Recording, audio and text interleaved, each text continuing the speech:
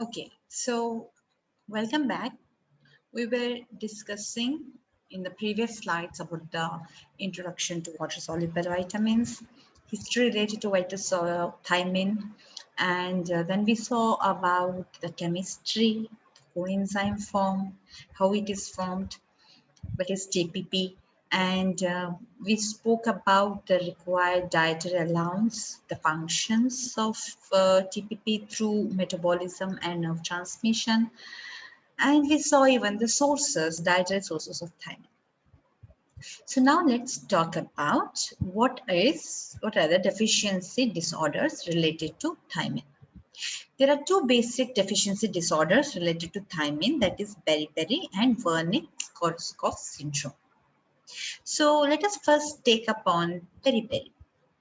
Well, beriberi literally derived its name from meaning I can't.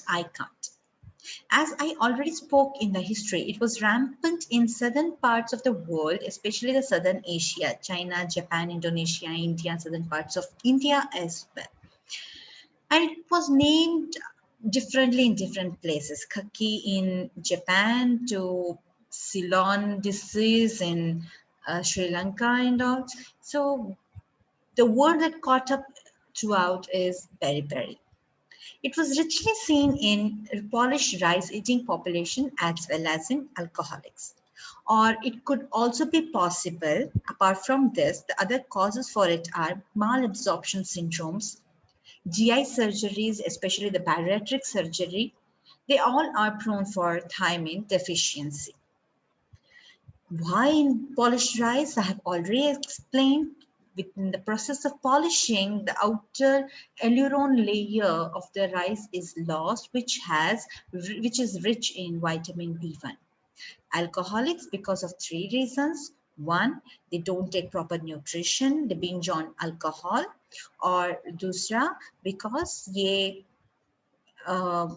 deficient होते हैं magnesium में, which is required for absorption of thiamine, और दूसरा alcoholism के बाद अल्कोहल मेटाबॉलिज्म में भी अल्कोहल डिहाइड्रोजनेज एंजाइम होता है, उसके लिए भी टीपीपी की ज़रूरत होती है, तो बहुत ज़्यादा टीपीपी यूटिलाइज हो जाता है मेटाबॉलिज्म में, तो इसकी वजह से इन लोगों में थायमिन की डेफिशिएंसी और बेरी दिख पाती है.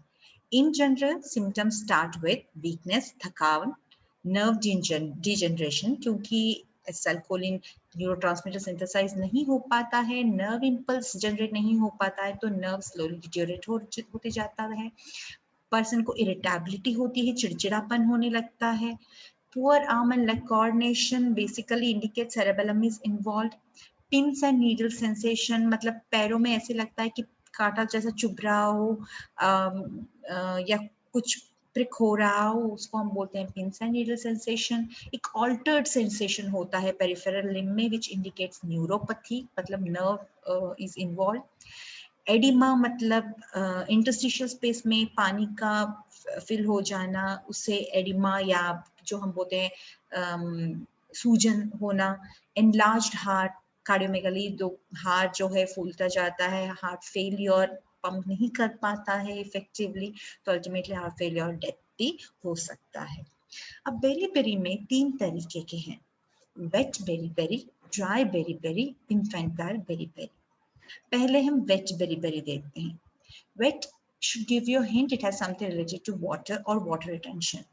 तो इनमें जो सिम्टम्स दिखते हैं वो है एडिमा, जो ऑलरेडी मैं बताया, सूजन पानी की वजह से. जो पानी है वो इंटरस्टिशियल, जो सेलुलर फ्लूइड है, वो सारे इंटरस्टिशियल स्पेस में इकट्ठा होना शुरू कर देते हैं. सीरस कैविटीज में इकट्ठा होते हैं, लाइक पेरिटोनाइटिस भी हो सकता है, प्लूराइटिस भी हो सकता है. फेस, ट्रंक रीजन में फूलने लगता है पेट. ब्रेथलेसनेस और पाल्पिटेशंस होना शुरू हो जाता है, सांस लेने में दिक्कत होती है, जिसको हम ब्रेथलेसनेस बोलते हैं. पाल्पिटेशन, तेज फील होना, हार्ट बीट्स रेस होना 120 130 and patient is uncomfortable, he can feel that heart racing. swollen calf muscles, पैर के जो मसल होते हैं वो भी सूज जाते हैं, और अल्टीमेटली ऐसे पेशेंट्स हार्ट फेलियर की वजह से गुजर जाते हैं.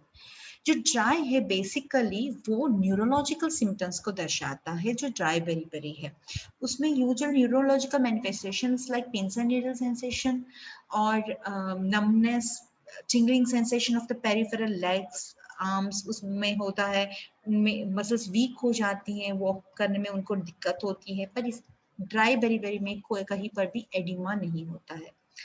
इन्फेंटाइल, जैसे कि नाम खुद बताता है ये इन्फेंट्स में दिखता है, उन इन्फेंट्स मतलब जो बच्चे 1 साल के तक हम उनको इन्फेंट बुलाते हैं, तो ऐसे बच्चे जो उस माँ से पैदा हुए हैं जो ऑलरेडी थायमिन डेफिशिएंट थी। अगर माँ प्रेगनेंसी के दौरान जो उनकी डिमांड बढ़ जाती है थायमिन की, तो उतना डिमांड अगर वो नहीं लेती हैं या लैक्टेशन के दौरान भी वो अच्छी तरह से पौष्टिक आहार नहीं खाते हैं, तो वो खुद भी थायमिन डेफिशिएंट होगी और जो बच्चा पैदा होगा वो थायमिन डेफिशिएंट होगा। तो ऐसे बच्चों में क्या पाया जाएगा, वो बहुत ज़्यादा रेस्टलेस होंगे, बहुत रोते जाएंगे, चुप नहीं होंगे, वॉमिटिंग होगा, कन्वल्शन मतलब मिर्गी का अटैक होना, एंड चिल्लाना चीखना, वो बेसिकली शांत नहीं होते हैं। तो ये सारी चीज़ें बहुत ओवरलैपिंग है, बहुत सारे ऐसे चीज़ों में भी बच्चे ये सारे इंडिकेट दिखाते हैं, सिम्टम्स दिखाते हैं, तो ये यूजुअली बहुत डिफिकल्ट भी होता है इन्फेंटाइल बेरी डायग्नोस करना।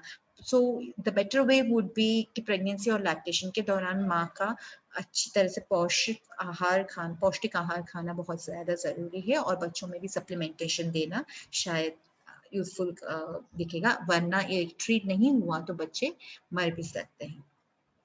जो नेक्स्ट वैरायटी है थायमिन डेफिशिएंसी का, उसका है नाम है वर्निक्स कॉर्सकॉफ सिंड्रोम। ये बेसिकली सिंड्रोम है, मतलब यहाँ पर 2 चीजों का मेल है। कभी कभी किसी को सिर्फ वर्निक्स एन्सेफेलोपैथी हो सकता है, या कभी बहुत ज्यादा सिवियरिटी में इसको थायमिन डेफिशिएंसी हो, तो उसको वर्निक्स एन्सेफेलोपैथी के साथ कोरसकॉफ साइकोसिस भी हो सकता है। जब दोनों होते हैं तब हम इसको वर्निक्स कोरसकॉफ सिंड्रोम बोलते हैं। ये यूजुअली अल्कोहलिक पेशेंट में ज्यादा पाए जाते हैं। यहाँ पर सीएनएस वर्निक्स एन्सेफेलोपैथी मतलब सीएनएस इज अफेक्टेड, निस्टैग्मस होता है। तो निस्टैग्मस कैसे दिखता है? निस्टैग्मस मतलब होता है involuntary rhythmic isolation of the eye. जब हम आईज को एक जगह फिक्स करके रखते हैं, एक ही जगह देखते हैं, तो हमारा आईबॉल मूव नहीं होता है, पर इन लोगों का जैसे ही वो एक ही जगह पर देखेंगे, उनका आईबॉल ऐसे रिदमिकली आइसोलेट होता रहेगा आईबॉल, तो उसको हम निस्टैग्मस बोलते हैं। ऑफ्थल्मोप्लेजिया, जो ऑक्यूलर मसल्स हैं वो वीक और पैरालाइज्ड हो जाते हैं, तो इनमें ड्रूपिंग हो सकता है, ऐसे आँख खोल नहीं पाएंगे, तो दिस इज ऑफ्थल्मोप्लेजिया। सेरेबेलर एटैक्सिया, तो सेरेबेलर एटैक्सिया जो सेरेबेलम है वो कोऑर्डिनेटेड मूवमेंट्स के लिए रिस्पॉन्सिबल है हमारा सेरेबेलम। जब ये अफेक्ट हो जाता है तो अनकोऑर्डिनेटेड मूवमेंट होता है, जब कोऑर्डिनेट नहीं हो सकता है, तो ये लोग सीधा वॉक नहीं कर पाते। अगर किसी ऐसे पेशेंट को आप सीधे लाइन पे वॉक करने के लिए बोलोगे, जो हम लोग आसानी से कर पाते हैं, वो सीधी लाइन पे वॉक नहीं कर पाएंगे। उनको हम पाम टेस्ट करते हैं, alternate flipping and flapping of the palm, पर वो नहीं कर पाएंगे, वो कंफ्यूज हो जाएंगे कि क्या करना है क्या नहीं करना है।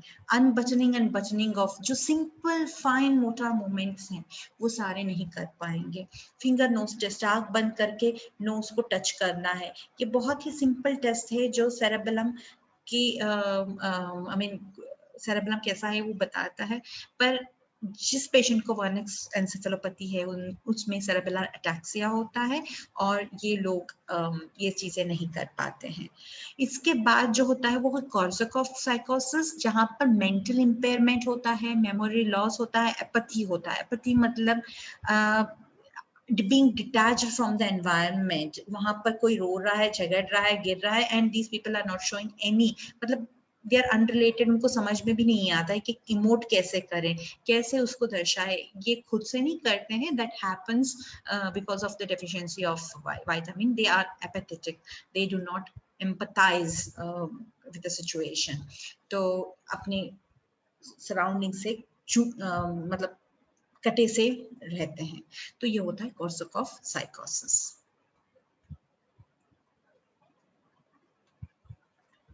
यहाँ पर you can see the Solan leg calf muscles, और ये एडिमा चेक करने का तरीका है। बोनी प्रोमिनेंस पे हम प्रेस करते हैं फिंगर को, अगर वो इंडेंट होता है, डिप होता है और 5 सेकंड के ऊपर लेता है वापस नॉर्मल बनने में, तो then it is a indication of pitting type of edema, which is indicative of accumulation of fluid in the interstitial space.